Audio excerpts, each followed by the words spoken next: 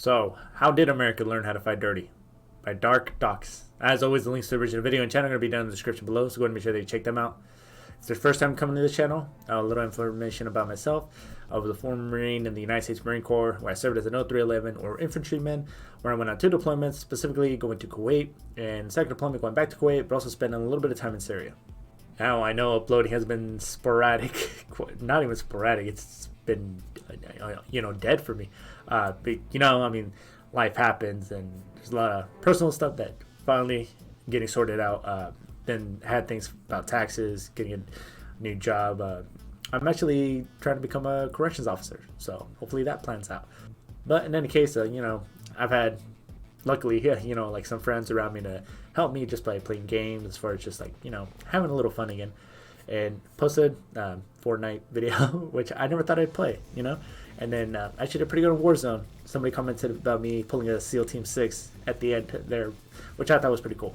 But getting into today's video, America fighting dirty. Now, I'm assuming they're going to be talking about the initial guerrilla warfare tactics, right? I mean, because from what I understood is that the way, the U.S. was the one, at least to my knowledge, correct me if I'm wrong, was the one that actually started to fight differently as far as when it came to lots of people and guns, right? Because before, I remembered, I believe I was taught this in high school too, that one of my teachers was saying that you would stand in the line, shoot, go back wherever in your rank, and then you start loading up again.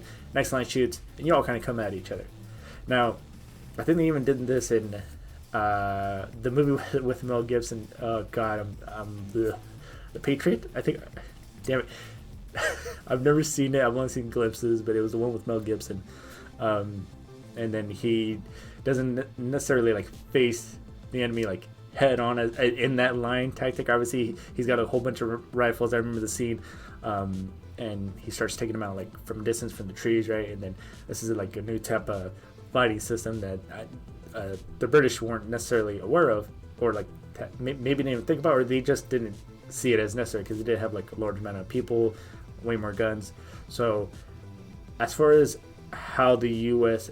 actually started to implement this, I think it was that they kind of winged it. I mean, obviously they're going to talk about it here, but when you have a smaller force, it doesn't really make sense to just go head on, right? I mean, it's dumb, right?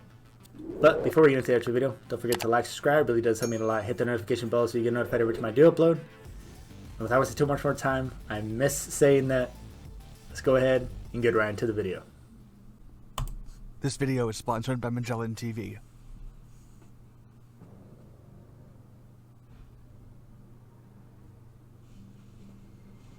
While fighting the Japanese during World War II, the Americans believed that their enemies had skillful martial arts expertise and guarded cultural secrets in their fighting style.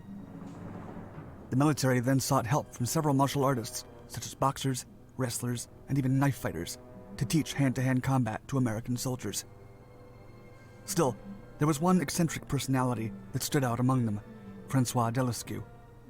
Both a piercing intellectual and a fierce warrior, DeLaCuse's mentality changed the way soldiers trained in the U.S. He once wrote, quote, "Our enemies have been toughened, seasoned, and experienced to jungle fighting for a long time. They've been preparing for war.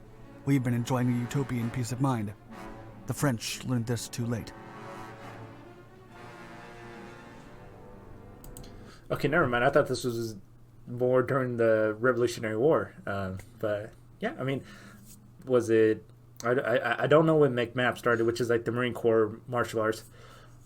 Some of the things in McMap seemed kind of goofy. I don't know if they were derived from the initial teachings here, right? From sounded like a French guy.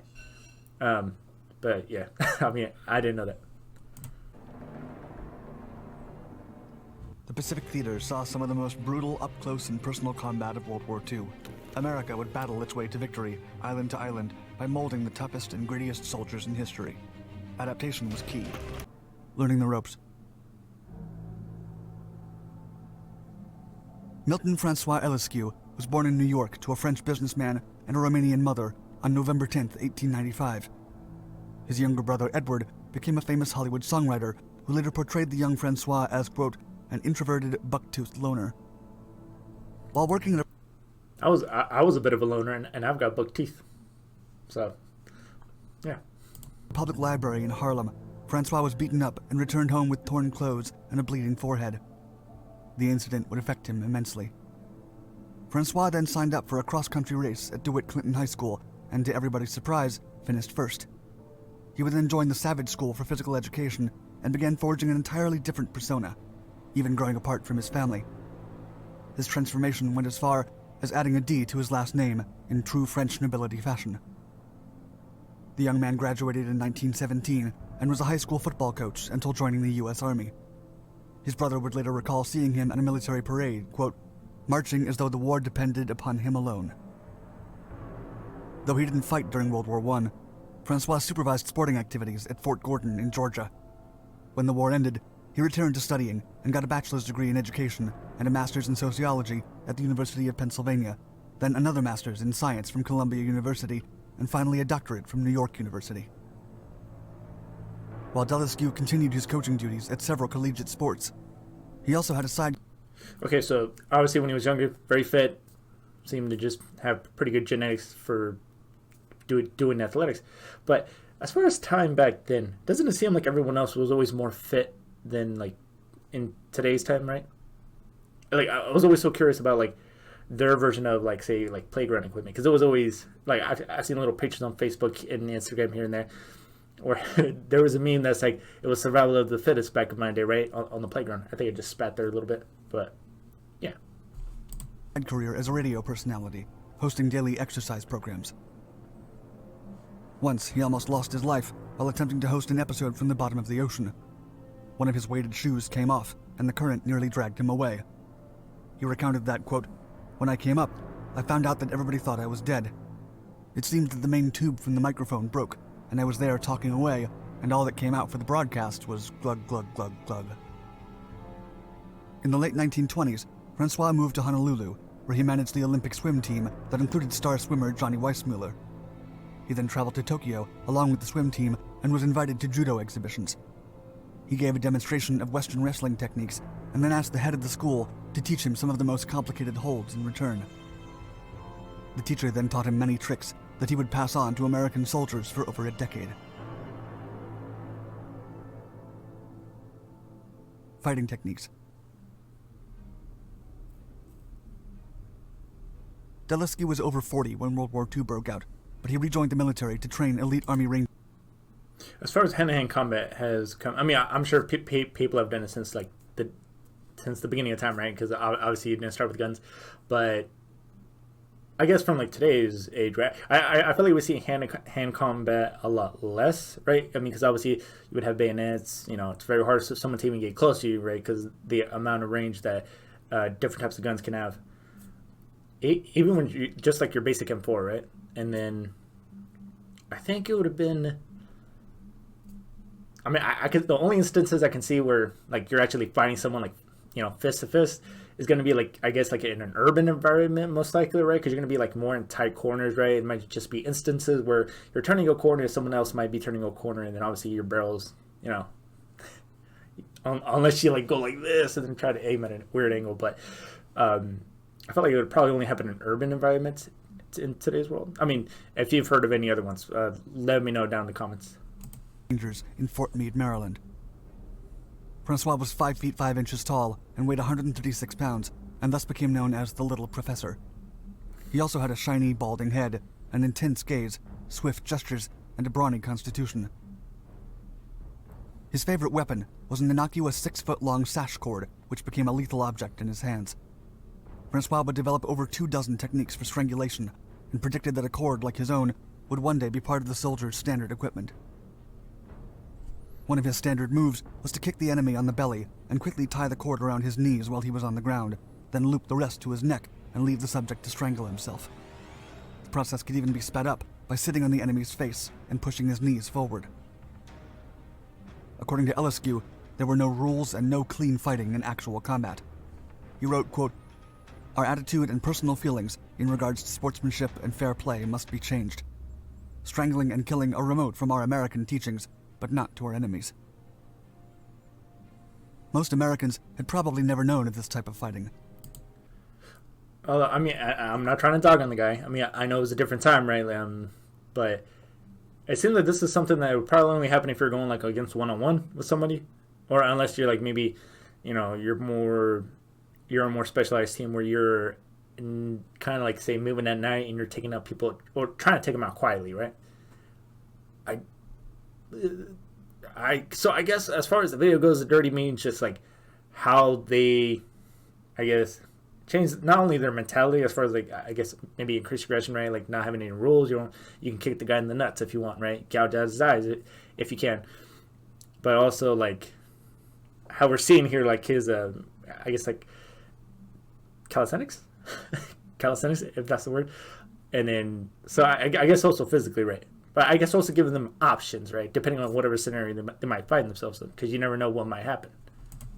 R.P. Harris, a columnist for the Baltimore Evening Sun, stated, quote, "Most of us still think of the American soldier as a two-fisted man who wouldn't think of hitting below the belt, much less letting fly a kick to the crotch." DeLaCuse also created an extreme fitness program. He pondered that, quote, "Our soft, luxurious living has undermined our physical powers, and we are now realizing more than ever the need for more vigorous training in order to carry on the responsibility of command and leading men into battle." Just seeing a log again and doing log drills. Oh my god. And it's not even that it's heavy. It's just that it's pressing down on your damn collarbone right here, man. It's painful on the bone, not so much as how heavy it is, right? Because you usually got a couple people on it. And then some people aren't pulling their weight, which makes it even heavier. Every day, his students had to run for 2 miles and cross a 600-yard obstacle course that included a challenging 15-foot deep trap with smooth sides. The professor could claim that, quote, "If they can't get out, let them stay there." DeLaCuse would be known to step on his trainee's abdomen to boost fortitude. There were also uncensored confrontations and bare-knuckle boxing, and an exercise that required the soldiers to crouch and fight from that position. And although DeLaCuse liked boxing, he was skeptical about its use on the battlefield. Instead, he prompted his students to use a range of unorthodox tactics to disable the enemy. Quote, "Wait, I was kind of thinking that too, right? As far as like even today, like the gloves you're wearing, they're not necessarily padded. I mean, some are, but it still kind of hurts if you were to hit something or hit somebody's like say skull, for example, which typically hitting someone, right? Like if you would hit them in the forehead, I think it was supposed to be that more of a chance that your hand's gonna break, right? And then obviously your hand's effed up, right? So yeah, kind of see how he works the way around this, especially considering at the time, as far as I know, I mean, obviously the Japanese had helmets, but I usually saw them with like their normal hats, like not like helmets, right, or Kevlar. And I mean, I guess you could, I mean, because maybe you punch him in the gut. "Swing your right elbow like this to crush his windpipe. Slap him with your other hand, then follow through with the knee or abdomen." In 1943, DeLaCuse was sent to Hawaii, where he opened another school that was presumably more grueling than the one in Fort Meade, and would prepare the soldiers for the jungles of the Pacific. The secret training site's location was never disclosed, but it was somewhere in the mountains. The school consisted of a 3-mile course through the hillsides, water hazards for navigation maneuvers, walls to climb, and a greased metal slide to run up before crawling for another half-mile. To make the scene more realistic, the teacher would employ actual flamethrowers and similar hazards. Quote, "Fire and gas are a little unorthodox, but then so is war." Dude, this guy's got some of the coolest quotes I'm hearing right now. Obviously, this probably more likely than not would happen today. But I heard half-mile crawl. You know how hard it is to just low crawl like 100 meters? Right? It's pretty damn difficult. And then depending on the terrain, which a lot of times it was just hard or there was just a bunch of rocks. Pretty damn painful. Good training, though. During other exercises, the teams had to repeatedly lift a 1,000-pound log through a steep hill and engage in fighting drills immediately after. The students learned to bury explosives and use real guns with live ammunition while in training. During the first months, there were injuries in the thousands, but DeLaCuse argued that, quote, "Better to have a few men hurt now than to have them killed needlessly later." R.P. Harris questioned DeLaCuse's techniques by pointing out that he was far superior in speed, skill, aptitude, and coordination. but the little professor didn't excuse himself. He claimed that, quote, "I went through every test with the men, never asking them to do a thing I wouldn't or couldn't do."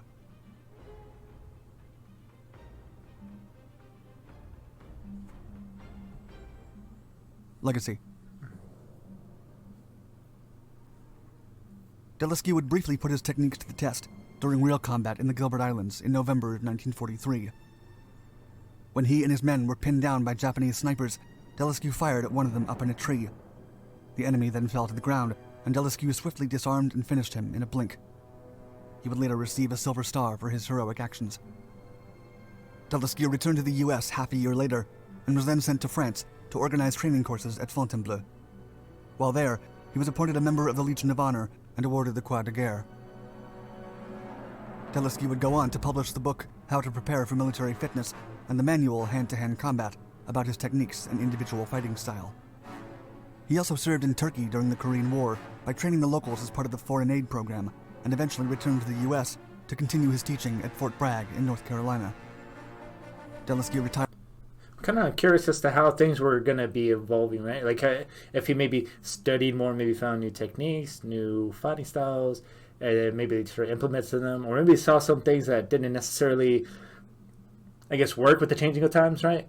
And then maybe take those out or revamp them, right, to more accommodate, like at that point in their like time. Damn, I would have loved to see some more like Bayonet, right? Kind of see how that came along. Although I'm pretty sure it's been there from the beginning. Retired from the Army in 1954 and resettled in Siesta Key, Florida with his wife, where he passed away in 1972. He would be remembered for changing the Army's mindset, and his contributions to hand-to-hand combat would continue to be used and upgraded for decades to come. As Yank magazine pointed out, thanks to DeLaCuse, quote, "The Rangers actually know more about judo than the average Japanese." Shots fired, man. Okay, here. Let me just, no, you know what? Let me just put myself down here a little bit. Okay. So, as far as, so it's obviously physically, right? But also, I think the biggest part about it, as far as him introducing that, specifically introducing fight dirty, right? Obviously, fight dirty. And then going for the balls, going for the eyes, you know, I mean, hey, do whatever you got to do to kill the enemy, essentially, right? I think it was more the mental aspect that was really integrated. I feel like what shaped the next generations to come until today, right? As far as although like I'm not hearing so many great things now, right? As far as like, you know, soft issues, right? But yeah, essentially them, I guess, showing them how to be aggressive, right? But like a controlled aggressive, right? So not too much, not too little. And that was honestly the biggest part that I had to say with this video. I mean, hell, I mean, I would have been intrigued if I was still in to try some of these courses. I've always been a big fan of obstacle courses. I participated in a Spartan race like in August, and I'm gonna link the video down below in the description if you want to see me suffer a little bit, and why staying in shape after the Marine Corps should have probably been in my upper to-do list. But yeah, I mean, I would have loved to try these obstacles, or at least get a layout as to what was included at each step, right? Because a half-mile crawl, man, I don't even think I've, well, I mean, we've low crawls, short distances, but nothing that long. But what's the longest you've ever low crawled? Let me know down in the comments. And I really just want to thank you all for coming back and watching me again. But until then, I'll see you all in the next video.